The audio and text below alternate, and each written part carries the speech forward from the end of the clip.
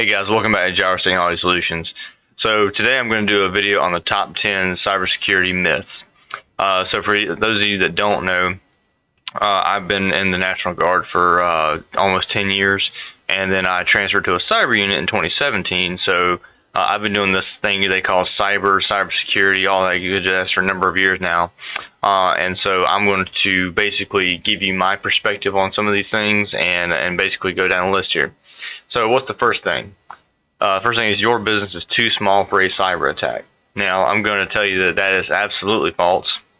Most people think that only big companies are getting attacked, whether it be something like Google or Facebook, maybe something a little bit smaller than that, maybe a company that has data centers here or there or whatever. It's not the case, and I say that because 9 times out of 10, your small businesses, whether they be a one-man shop or they be 10 people or whatever, those are super easy targets. And the reason why is because they don't necessarily have the budget to pay for things for security to be in place. I've got a customer that she's the only one in there, and long story short is she had absolutely no protection at all. She didn't have any antivirus. She didn't have any let's be real, she didn't have any passwords that were viable enough.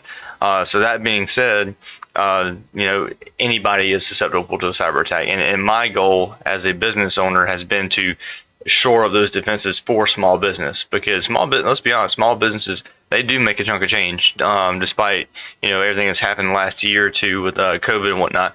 Small businesses do make a good bit of money, and that needs to be protected. So moving on to number 2, antivirus, anti-malware is good enough. So yes and no. Your networking systems are only as strong as the weakest link. Passwords, in my opinion, is the first line of defense, and then anti-malware should be some form of second defense. But what I do my best to do is have a firewall in place to block things on the edge, and then you have more internal security. So if you want to have access lists on a switch, or you want to have something a little stronger than just anti-malware, you can have firewalls, you can have encryption. It all goes hand in hand with what I call defense in depth. That's not my term, that's the term that's out there in the general public. But you always want to have a defense in depth. So I would always try to have a step or two past anti-malware. The third myth is our passwords are strong. So, man, I have a pet peeve about passwords. I had a customer that, man, she wanted to have basically the store name in her password. I'm just like, no, you don't need to do that.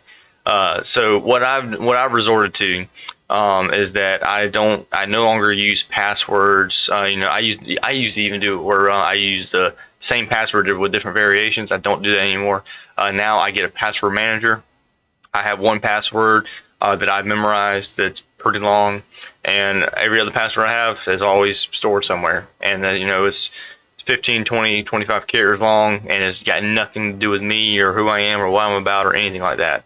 So yeah, as far as the third thing goes, most passwords are being used, or that are being used, excuse me, are ones that are weak, and you can probably crack them.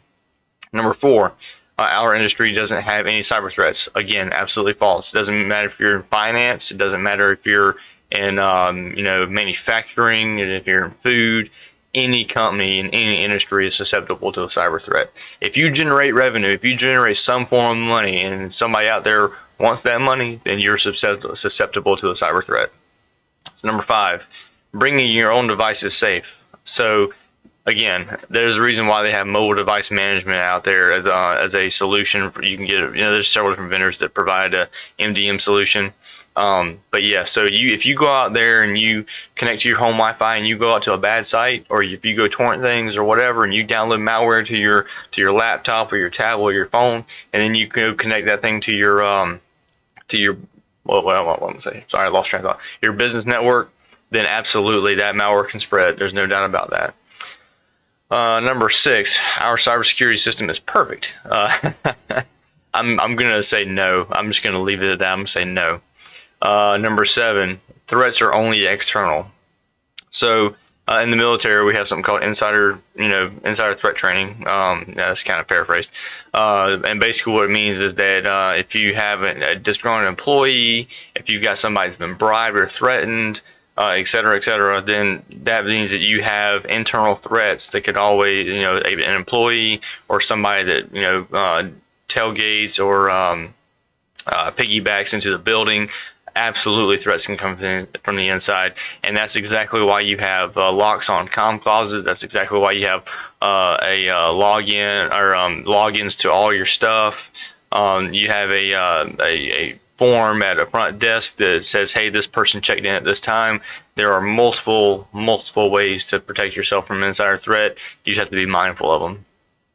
Number 8, IT department will take care of it.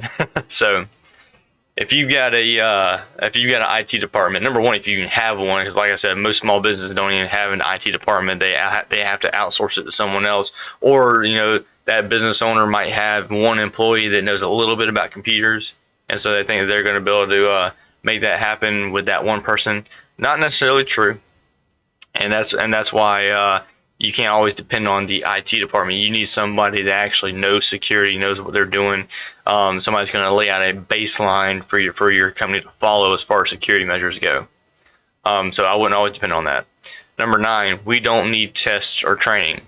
So I'll give you an example. One of the companies that I just took on, they didn't have anything in place that they really needed, and so long story short, we told them what they needed, and then part of that was doing the cyber awareness. So for those that don't know, there's a DoD cyber awareness site that you can Google, and it basically walks you through all the do's and don'ts for security in a work environment. There's this thing where if you have to have a CAC card, a common access card, number one thing in the military they always say is anytime you walk away from a computer, you always take your CAC with you.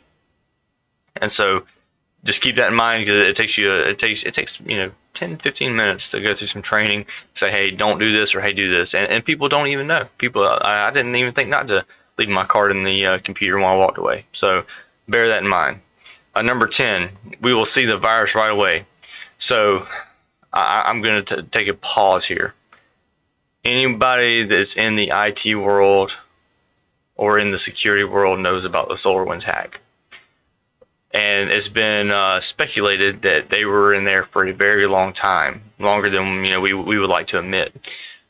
Same thing with a few other popular viruses out there like Stuxnet. How long was that there before it was found? So you have to ask yourself those questions.